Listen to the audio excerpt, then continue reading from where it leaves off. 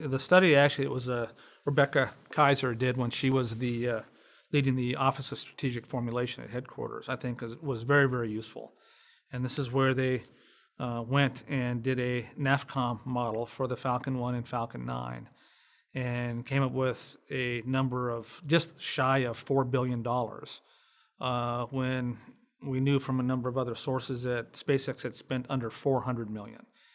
And I mean, that report is I think online, but I think it's very instructive. How could we be that far off over a factor of 10? And by the way, everyone finds that just unbelievable. I found that unbelievable when I first heard it, but the facts are there. And it really has to do with, again, the incentives, the business model that you're using.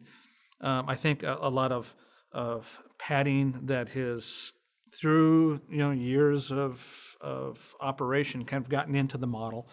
And cost estimate models tend to only go one way. They get more expensive over time. They seldom get cheaper over time, at least for space products.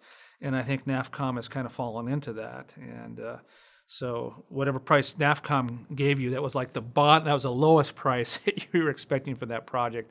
My guess is that in most cases you'd find actual projects were performed would exceed their NAFCOM price. That would probably be the normal tendency.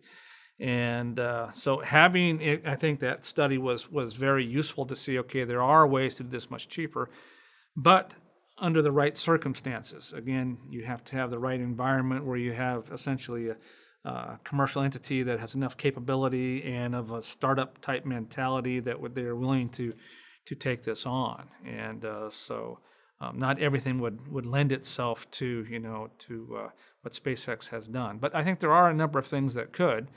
And I guess the thought that a number of us have had, including Rebecca, is that, well, if you can identify those projects, okay, and if you can manage to get significant cost reduction in certain areas, well, that in theory would free up money to do other things that you want to do. So it would allow you to advance your portfolio of projects rather than having to really starve the things you are currently running because the resources are too small compared to the requirements of the project. So, but I think that's a very useful study. My guess it'd be interesting to look at other things like now the Blue Origin's vehicle, the New Shepard. Okay, what did Jeff spend developing that? And you can do the same thing. You can do a NAFCOM model. Okay, what did he spend versus what would we have guessed he would have spent with standard business practices, and see, can you get some more data? We did have one other case I should mention that was run. This is back in 2009, where we were looking at SpaceHab. Because SpaceHab also came in and did more of a entrepreneurial approach for putting in place the SpaceHab logistics module that flew on the shuttle.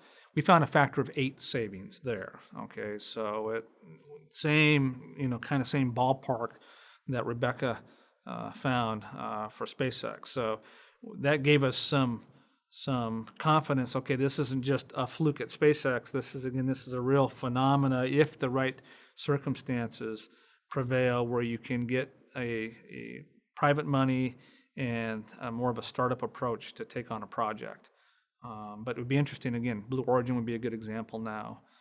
Maybe see at ULA and see what they may see relative to their cost structure for the things that they want to pursue, seeing as they're kind of in this transition mode, and see if my guess is that they're hoping for a number of cost savings, but we'll see if that materializes or not.